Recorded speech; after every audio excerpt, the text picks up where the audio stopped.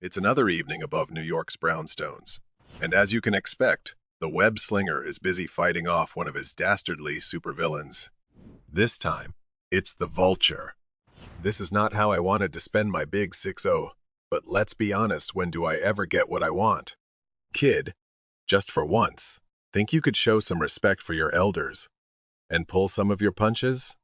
Like you went easy on the original Vulture when he was your age. Now, hold up. 6-0? Spider-Man talking like a grandpa. A young Vulture? That's right, ladies and gentlemen. This story is set in the future.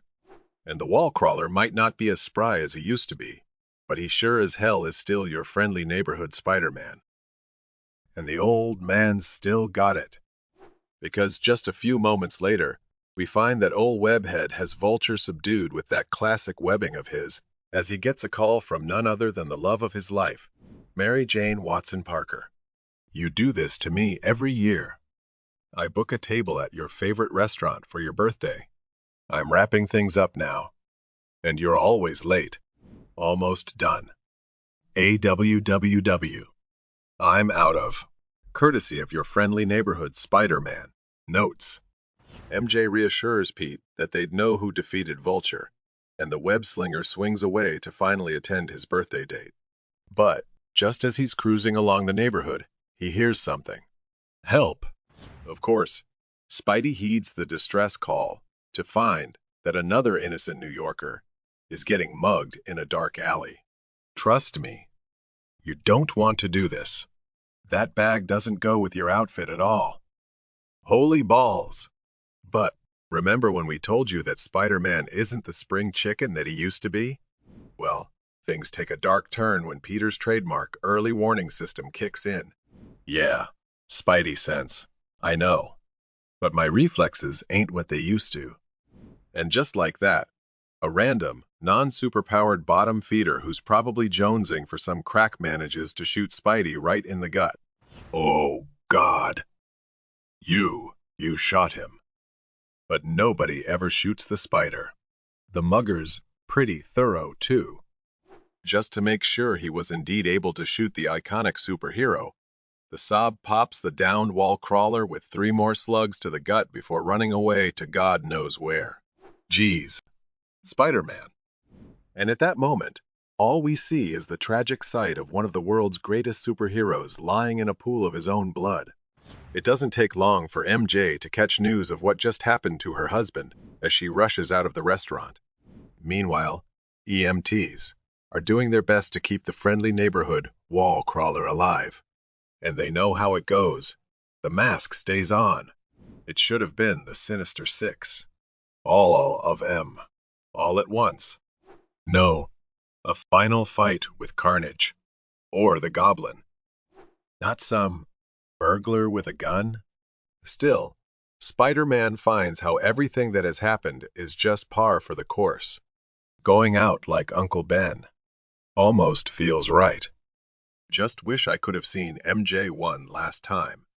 A few days pass, and Spider-Man is stuck in his hospital bed.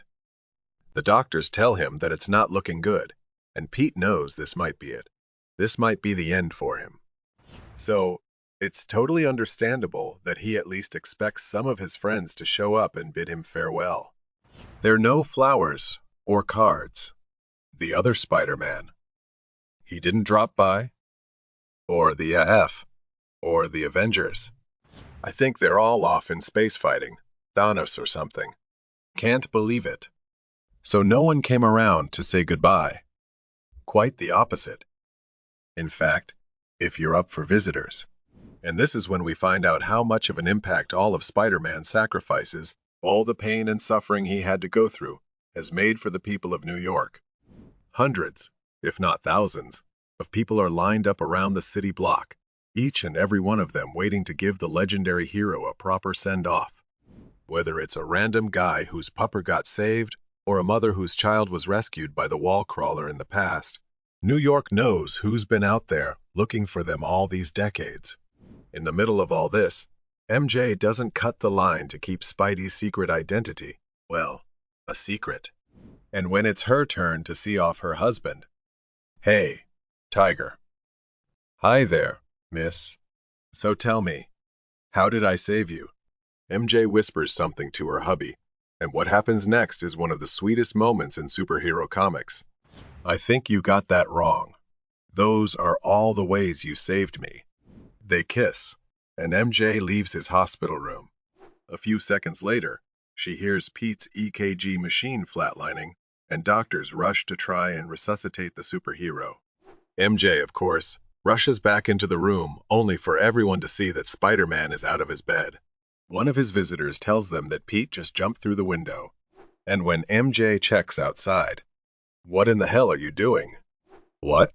"I saw someone being mugged out of the window." "What else was I going to do?" "Get your butt back in bed." Man, seeing Peter's ass while he's kicking ass is in itself worth the price of admission to this story. At that moment, the doctors conclude that, nah, Spidey's not going to die today. And, sometime later, he gets discharged from the hospital. Hey, what kinda doggy bag is this?